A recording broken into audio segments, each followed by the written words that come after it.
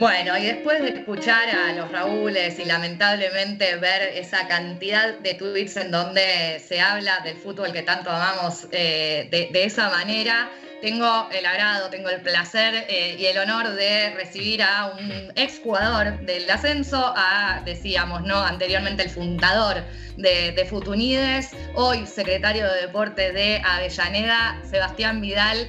Bienvenido a Sacá del Medio, ¿cómo estás? ¿Qué tal? ¿Cómo están? Buenas noches a todas, a todos. Muy bien. Me alegro, bien. Bueno, desde casa, obviamente, vos saliendo un poquitito más por tu labor, ¿cómo venimos? ¿Cómo venimos llevando esta cuarentena?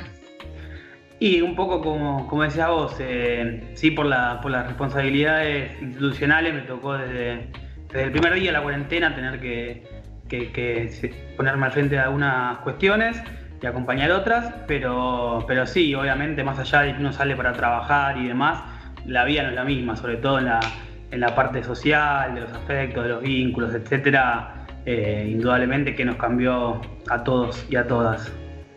Sí, la verdad que sí. No sé si alcanzaste a ver algo, pero recién pasamos un video y estuvimos debatiendo un poco acerca de los comentarios que hacen todavía muchos hombres y mujeres también, ¿no? Acerca del fútbol femenino, donde se discrimina y todavía se denigra bastante, ¿no? El deporte jugado por mujeres. ¿Qué les contestarías vos, como exjugador, como hombre, como luchador de un fútbol distinto a esta gente que todavía habla así? Bueno, es muy complicado, digamos. Hay un sector de la sociedad, una partecita que yo siempre digo, creo que está sobre representada en las redes, que lamentablemente no es muy difícil, digamos, generar algún cambio ahí, digamos.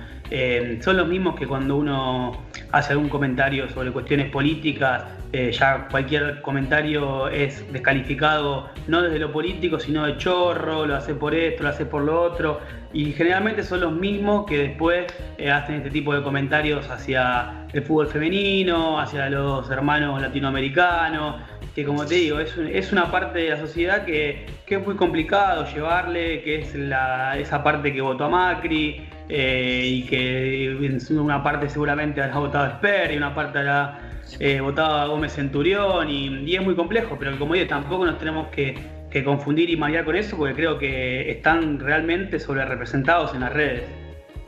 Y adentro del vestuario, Seba, ¿te pasaba de tener algún tipo de discusión en relación a la igualdad dentro del fútbol en particular?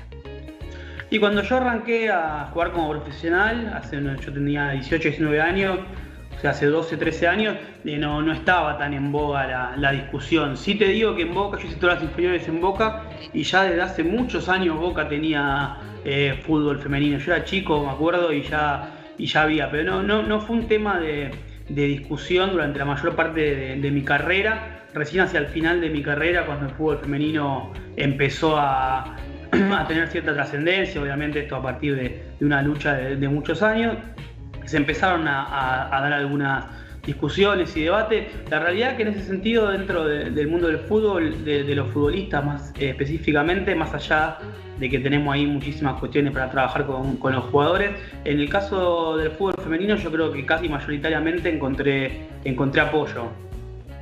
Apoyo. Sí, sobre lo de los futbolistas, fundamentalmente, incluso futbolistas con los que ideológicamente uno no tenía cercanía y demás, en ese punto en particular, en términos generales, encontré apoyo. Bueno, y justamente en Futunides están, ¿no?, junto a compañeras futbolistas también. Hace un tiempo ya arrancaron con encuestas hacia los jugadores y las jugadoras sobre educación, vivienda y empleo. Les volcó, les arrojó algo particular acerca del fútbol femenino. ¿Ves una diferencia ahí? Sí, eso es una encuesta que todavía está en proceso, entonces todavía no tenemos los resultados y estamos en unas 300 encuestas respondidas y nosotros queremos llegar a un poquito más de 400. Lo estamos haciendo con un compañero sociólogo, Diego Mursi, que es el que se encarga, bueno, de que las muestras sean significativas, bueno, y de un montón de cuestiones más metodológicas para que nosotros no hablemos chamullo, digamos, sino para que los resultados tengan realmente un rigor metodológico para poder decir algo a partir de esas encuestas. En general, lo que nos viene pasando, nos había pasado con la encuesta anterior, donde hablábamos de la situación de contratación de los y las futbolistas. En términos generales, ratifica lo que uno piensa, que cree que puede llegar a suceder, digamos. Cuando hicimos la primera pensábamos que la mayoría de los futbolistas de la B metropolitana para abajo y del femenino en general estaban en situación de precarización contractual, y eso lo pensábamos a priori, y la encuesta lo ratificó. En el caso de esta encuesta, sobre todo el tema de vivienda, a mí me parece clave. Pensamos que la mayoría de los futbolistas termina su carrera sin acceder a una vivienda propia, que es un problema de la sociedad en general, ¿no? El de la vivienda hace muchísimos años en Argentina, pero creemos que en el caso de los futbolistas nos va a ratificar que la mayoría de los futbolistas terminan su carrera a los 30, 32, 33 años, en el caso del masculino, y terminan, encaran una nueva vida sin haber logrado nada en términos de capitalización de su trabajo, digamos. Y ni hablar en el caso del femenino, que lleva un año de semiprofesionalización, y ahí quizás la discusión es otra. Sí. Sí, bueno, un poco también, digo, además de las encuestas, estas charlas que empezaron a dar desde el colectivo, ¿tienen como objetivo empezar a visibilizar estas cosas, o por qué las pensaron? ¿Por qué pensaron estos encuentros? Sí, un poco de todo. Muchas veces nosotros nos quejamos de que el futbolista no participa en situaciones que no le afectan de manera directa a sus intereses inmediatos, sobre todo sus intereses materiales. Cuando hay un problema contractual participan, pero si no, no participan. Y nosotros creemos, digamos, que eso se debe a que eso es una gimnasia que se va desarrollando, que en el resto del mundo del trabajo muchas veces los sindicatos que trabajan bien van promoviendo la organización, la discusión, y en el momento que llega el conflicto te agarran mucho más organizado y con una gimnasia mucho más laburada. Entonces nosotros creemos que más allá de que al futbolista se lo forma un poco en una lógica bastante liberal, si se quiere, si no generamos los ámbitos de discusión, después va a ser muy difícil. Entonces, planteamos un conjunto de encuentros. El primero fue de fútbol y derechos humanos, el segundo vamos a hablar de masculinidades, el tercero seguramente vamos a repensar con algunas periodistas que estamos todavía cerrando, pero la relación entre él y la futbolista y el periodista, que es una relación siempre en tensión. Y por último, estamos tratando de cerrar un cuarto encuentro que va a ser una discusión, un debate entre futbolistas e hinchas, ¿no? Que también es pues seguramente lo articulemos con la coordinadora de hinchas, esto recién lo estamos pensando, que también es una relación siempre bastante conflictiva y problemática, ¿no? Sabés que, Seba, justo hablando de este tema de los hinchas, el año pasado, en un clásico, el primer clásico entre excursionistas y defensores, fuimos a hacer una transmisión desde Fútbol Pro y nos topamos con una situación muy violenta, ¿no? Por parte de las barras, algo que la verdad nunca habíamos presenciado, nunca habíamos vivido. Vos, desde el lado de la gestión, ¿cómo combatirías este accionar de las barras, otra de las tantas prácticas del fútbol masculino que no creemos que se imiten en el femenino? Bueno, es complejo, digamos. Nosotros creo que podemos trabajar muchísimas cuestiones en rever la situación del hincha, el futbolista y demás. Eso, digamos, en los casos donde tenemos las personas que expresan violencia dentro de la cancha. Ahora, después tenés casos que son más del tipo no cultural, sino policial, digamos. Son mafias, delito organizado, se tiene que encargar la policía con decisión política del Estado. Digamos, hay que diferenciar eso, ¿no? La naturalización de que a veces ves chicos o pibe de 7, 8 años insultando a un jugador con una hazaña que vos decís, eso no lo expresa el pibe, eso lo vio y lo está repitiendo, eso sí se puede trabajar. Y después tenés el delito organizado. El delito organizado se combate de otra manera, mucho más punitiva, de cómo podemos repensar y trabajar algunas cuestiones que están mal desde la base. Creo que es re importante poder diferenciar esas dos cuestiones. Seba, te vuelvo un poco al tema de la igualdad, ¿no? Porque el Chiqui Tapia, el presidente de la AFA, cuando anunció la semiprofesionalización del fútbol femenino, se autoproclamó como el presidente de la igualdad, justamente. ¿Cómo definirías vos? Bueno, esa risa ya un poco me lo dijo, pero ¿cómo definirías vos a la AFA? No, es fuerte para autoproclamarse de esa manera, como cuando Macri, el último feminista, como era el feminista menos pensado. No, creo que cuando hay estos procesos de digamos, que vienen como marea, digamos, que vienen ganando lugares y que no se pueden parar, el poder en general tiene dos estrategias, digamos. O lo reprime mientras puede y lo oculta, y en algún momento empieza a darle algunos lugarcitos para que no lo rebalse la situación, digamos. Yo creo que en el caso este pasó eso, pero de ahí a pensar que ya tenemos un fútbol igualitario y un montón de cuestiones, es como no comprender la complejidad de la situación. Sí se ha dado un primer paso, que está bien, que es importante, que entiendo que la idea era en este junio que haya 5 contratos más por equipo, además de los 8 que ya había, que había como una idea de ir escalonando eso, que estaba bien, pero de ahí a proclamar eso me parece que estamos lejos. Bueno, y justamente durante esta pandemia, el colectivo de futbolistas se organizó y mandó una carta a agremiados pidiendo por favor comunicación más clara, comunicación directa con ellas. Ustedes desde Futunides también laburaron mucho el tema del salario único. ¿Les parece, no? Por lo que se vio, al menos, parece que le prestan atención, ¿no? A los colectivos futbolistas agremiados. ¿Qué decís? Sí, nosotros estamos convencidos y convencidas de que lo que se terminó firmando fue una aplicación parcial de la idea nuestra, la cual celebramos. Siempre a uno le gustaría que lo citen, ¿no? Al colectivo, bueno, esto es una idea pero bueno, tampoco está bien, no va a pasar, pero es evidente el que venía siguiendo el conflicto, que es exactamente la misma propuesta que nosotros planteamos, un poco más restrictiva, porque nosotros planteábamos incluir a las 3 categorías del femenino e incluir también a la D, a los torneos federales. Obvio que uno va con una propuesta, va con la idea de máxima y después, bueno, se ve lo que se puede.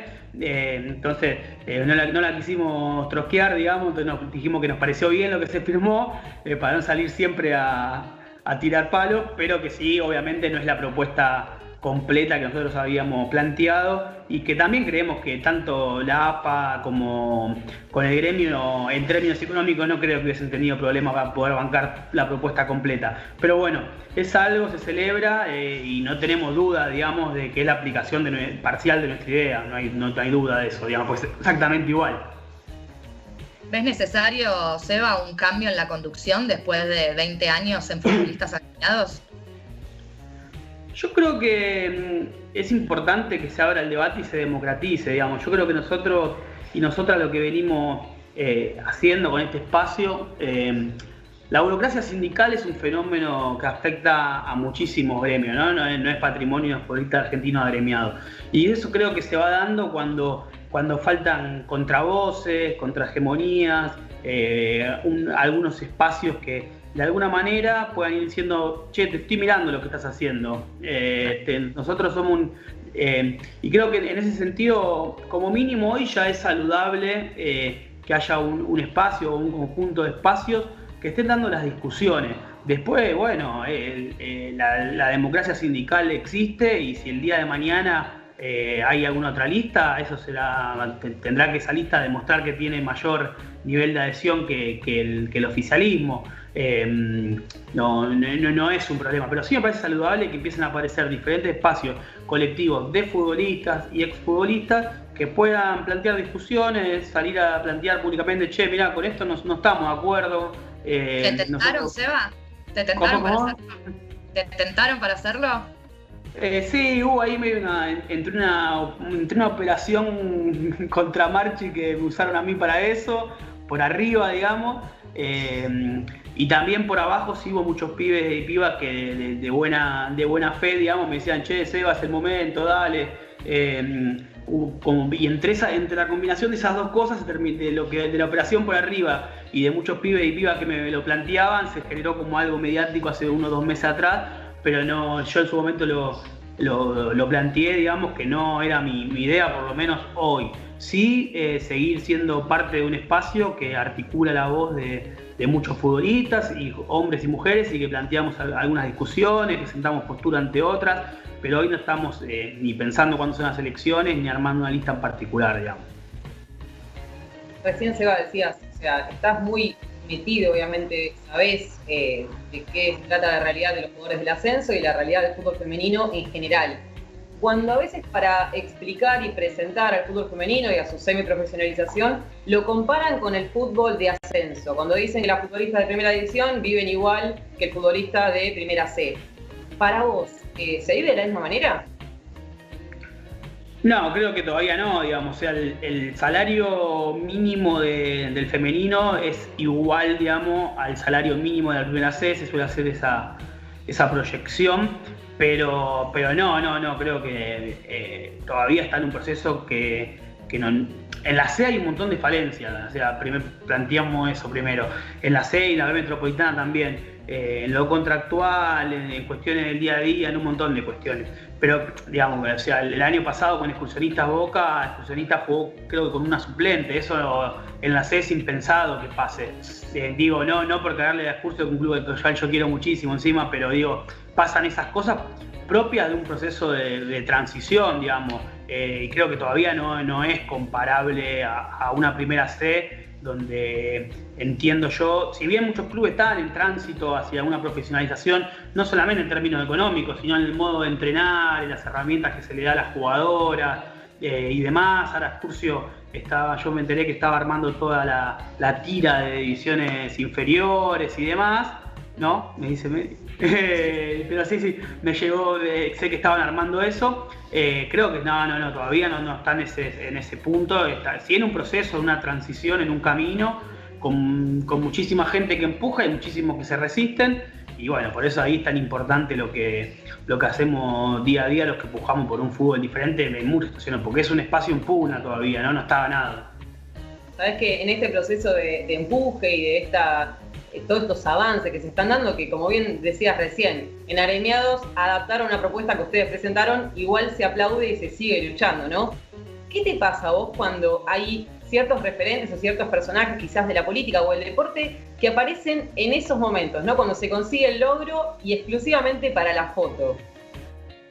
Es algo que pasa mucho en la política en general, digamos, o sea, es parte del juego, pero creo que acá todos sabemos quién es quién, digamos. Nosotros, el que viene trabajando y demás, le molesta mucho ese tipo de actitudes, digamos, ¿no? Cuando alguien viene para la foto, y creo que todo está claro y cada uno sabe quién es quién. Hace un rato decía Meli con respecto a la AFA, Agremiado, ahí falta representación de las mujeres. Vos ves la lista de la última lista de AFA o la de Agremiado y no hay una mujer. Creo que hay una sola presidenta en Banfield, ¿no? No sé si me estoy olvidando de alguna más. Entonces, bueno, plantear esto, por eso volvía a la declaración de Tapia, digamos, plantear que estamos en pie de igualdad, me parece que está bien, es un título en el marco de una medida que tomaron en su momento hace un año atrás, pero está lejos de la realidad. Y también antes decías que, bueno, en estas charlas, ¿no?, de vestuario con tus compañeros y mismo en la lucha, encontraste apoyo de tus compañeros, de distintos jugadores que alzaron la voz, firmaron peticiones, firmaron la carta en diferentes, oportunidades que se publicaron. Cuando también tenés quizás compañeros, jugadores que sabés que pueden tener una gran llegada y mucha repercusión, ¿no?, en base a lo que publican, y quizás no levantan bandera ni por el masculino ni por el femenino. Y en este caso en particular, obvio te hablo del femenino porque es por lo que seguimos luchando para que siga creciendo en su profesionalismo.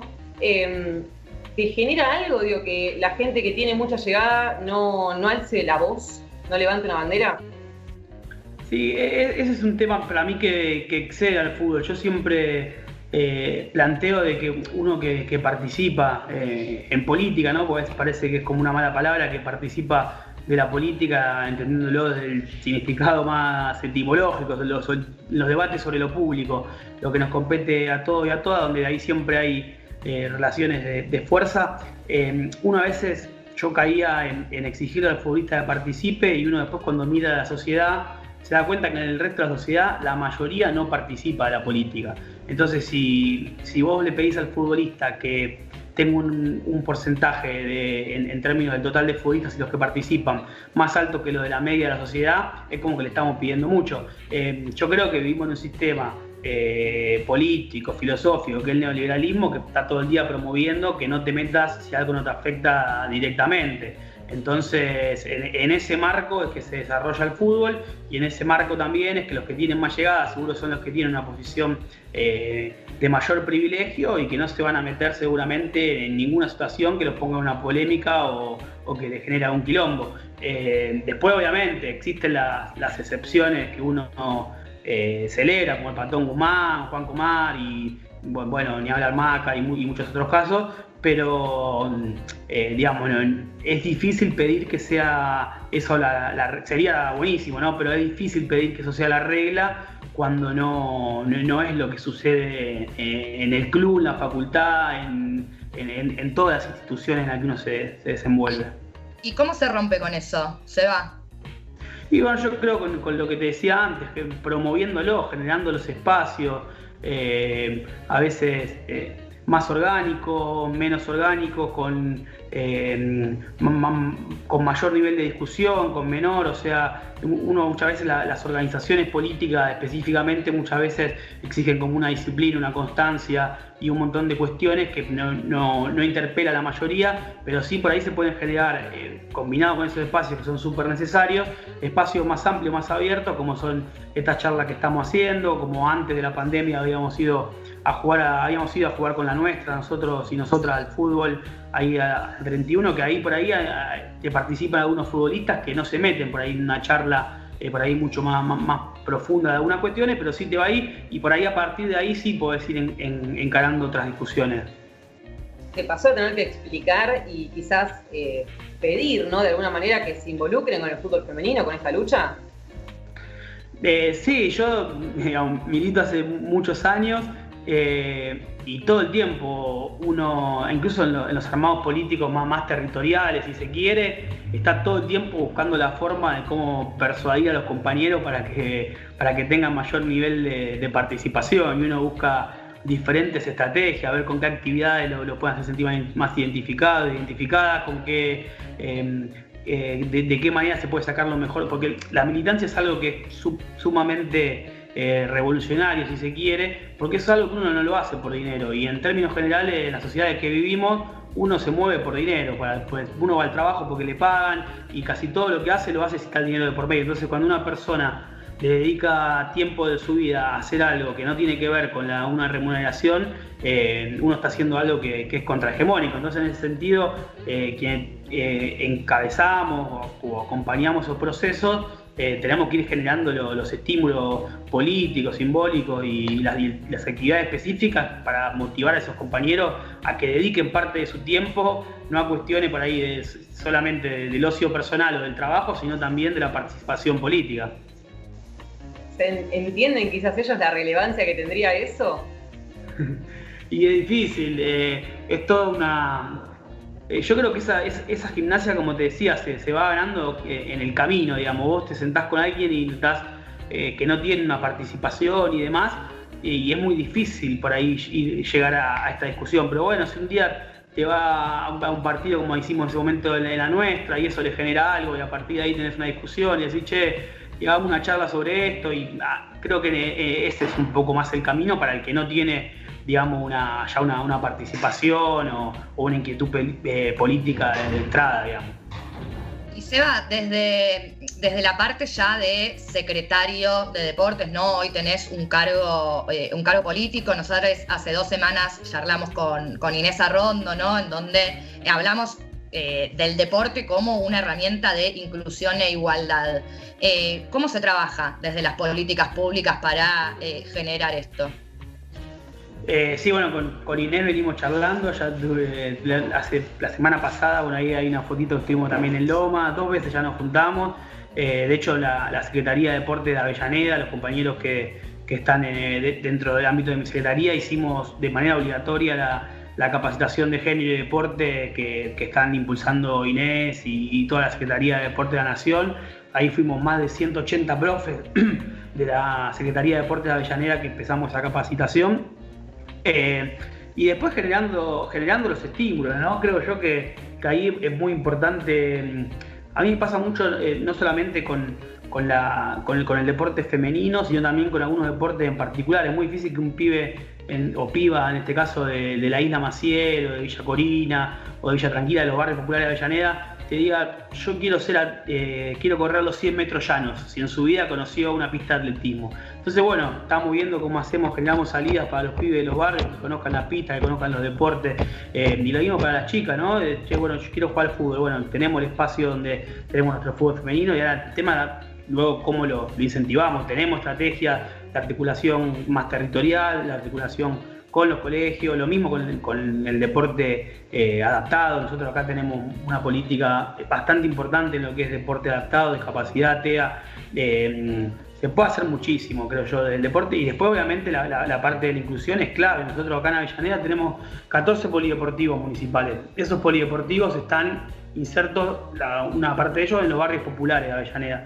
Y bueno, ahí el deporte es una excusa, ¿no? Porque a partir de ahí ves te relacionás con los pibes y las pibas y podés ver situaciones de violencia, de maltrato, de familia, de alimentación, un montón de cuestiones. Entonces ahí sí el deporte cumple una función central para que el Estado pueda realmente captar esas situaciones y darle intervención a partir de las áreas correspondientes. Y después, si alguno o alguna tiene condiciones y lo desea y es bueno, haremos el tránsito hacia la competencia o hacia el desarrollo de las actividades específicas, pero indudablemente que en muchos casos el deporte social, como se le dice, es una gran herramienta de inclusión. Sabes que hace poco, que ahora obviamente ya lo debes saber, pero en Buenos Aires, en provincia, se le dio media sanción al proyecto de ley Micaela.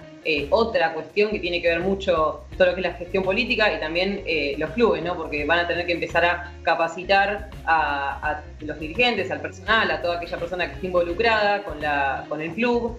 ¿Es difícil dar estas funciones? El tema de capacitar, como te decía, a la gente en cuanto a esta ley.